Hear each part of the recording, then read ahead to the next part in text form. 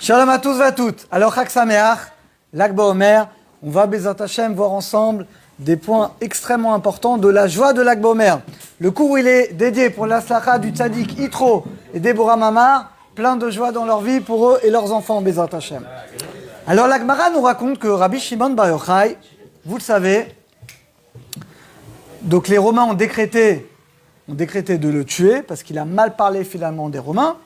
Et qu'est-ce qui se passe? Il s'est caché d'abord au Beth Midrash, après il a eu peur qu'on le découvre, il est parti avec son fils dans la grotte pendant 12 ans.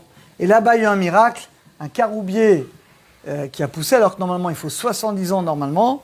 En un jour comme ça, il a poussé une source d'eau, et il a pu rester comme ça pendant 12 ans, et après encore un an, donc en tout 13 ans, il est resté finalement dans cette grotte. Alors d'abord, les amis, première chose qui est incroyable, toute cette histoire de Rabbi Shimon Bar Yochai, est-ce que vous savez dans quelle Masechet elle est écrite? Dans Masechet Shabbat, on verra pourquoi dans cette Masechet. Vous savez quelle page? Lamed Gimel Amoud Bet, 33. Lag BaOmer, c'est valeur numérique 33. Eh bien, c'est page 33. Donc, il dit d'abord l'Admour de Belz. On voit de là comment toute la Torah orale, eh bien, elle est transmise de manière finalement prophétique et que c'est page 33. Deuxième remez, il dit l'Admour de Kahamnika. Il dit quelque chose d'extraordinaire. Pascal, il dit quelque chose d'extraordinaire. Quand vous comptez le nombre de fois où le nom de Rabbi Shimon Bar Yochai est écrit dans la Gemara. La Gemara, c'est quoi la première Masechet? C'est Brachot. Si vous comptez le nombre où Rabbi Shimon Bar Yochai est écrit, combien de fois il écrit jusqu'à la Gemara de Shabbat? Il y a beaucoup de Masechet entre Brachot et Shabbat. Incroyable. Il écrit 33 fois. C'est-à-dire que l'histoire que je viens de vous raconter avec la grotte, la 33e fois, donc Lag BaOmer c'est 33, la 33e fois où le nom de Rabbi Shimon Bar Yochai est écrit, c'est dans notre Masechet Shabbat, dans l'histoire de la grotte de Rabbi Shimon Bar Yochai. D'ailleurs, il raconte l'Admour de Belz, que quand il a dit ce chidouche, son fils, il s'est enfui au Beth Midrash, il voulait vérifier. Il a commencé à sortir toutes les Gemarot, brachot, tac, il a compté. Et effectivement, c'est incroyable, 33 fois. Alors, je ne sais pas si les Tanaïm, si Ravashi, Ravina, quand ils ont rédigé la Gemara, je ne sais pas s'ils ont pensé à ça. En tout cas, c'était Beruach HaKodesh. En tout cas, Hachem, Akadosh Baruch Hu, il a organisé incroyable que la 33e fois on mentionne le nom de Rabbi Shimon Bar Yochai, eh bien c'est dans notre Gemara. Alors vous savez, on a l'habitude de dire qu'aujourd'hui c'est la Iloula de Rabbi Shimon Bar Yochai, mais en réalité on n'est pas vraiment sûr que c'est la Iloula. Il y a différents avis. Mais une chose est sûre, vous allez me dire, mais si on n'est pas sûr que c'est l'Iloula de Rabbi Shimon Bar Yochai, alors c'est quoi Lag BaOmer? Vous savez ce que c'est Lag BaOmer? Il dit le Aruch HaShulchan une chose extraordinaire. La joie de Lag BaOmer, c'est quoi? Le jour où il est sorti de la grotte les deux fois. La première fois après 12 ans, après il est resté encore un an. Les deux fois il est sorti, c'était quel jour? C'était Lag BaOmer. Et en quoi c'est une joie extraordinaire? Parce qu'une fois qu'il est sorti de là, parce que pendant 12 ans il a étudié à Kelionavi, il a rédigé le Zohar HaKadosh. Et qu'est-ce qu'il a fait après? Eh bien il a pu enseigner finalement la Torah. Et Rabbi Abba, ses élèves, ils vont pouvoir écrire le Zohar HaKadosh sous sa dictée. Donc en réalité, c'est quoi la joie de Lag BaOmer? Eh bien, c'est la joie au Rabbi Shimon Bar Yochai, finalement, il a pu enseigner la Torah et partager finalement tous les secrets de la Torah.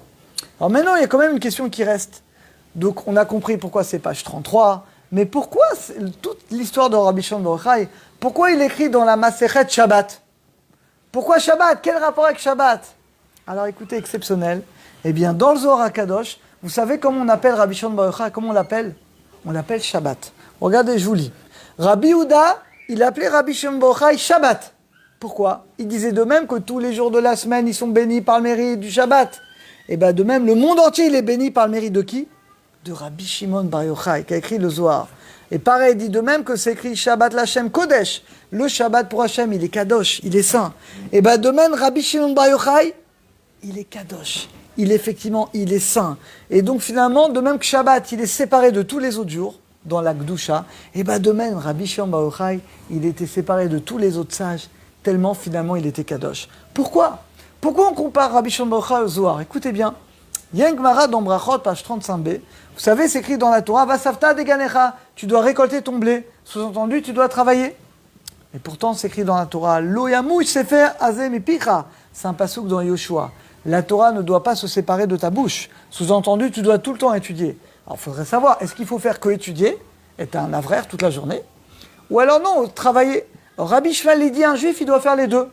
Un juif, il doit travailler, et évidemment, dès qu'il peut, dès qu'il a du temps libre, il fixe du temps, étudier la Torah.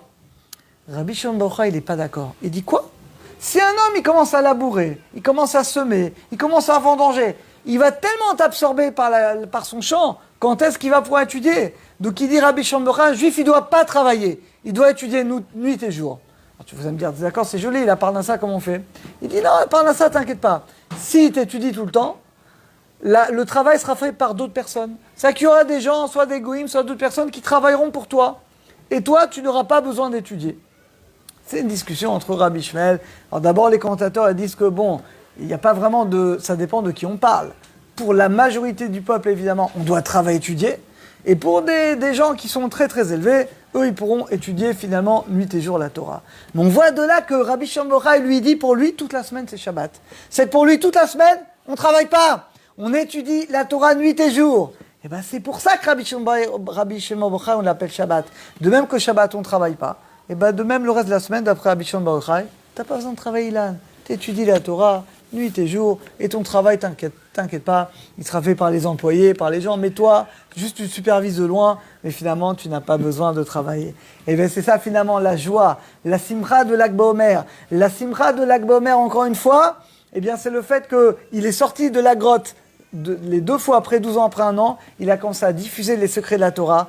Et pour cette raison, les Chachamim ont fixé toute l'histoire dans Masechet Shabbat, parce que Rabbi Shimon Bar Yochai, il est comme le Shabbat, il est saint, il est séparé des autres. Et Shabbat, pour lui, c'est comme la semaine où on ne travaille pas.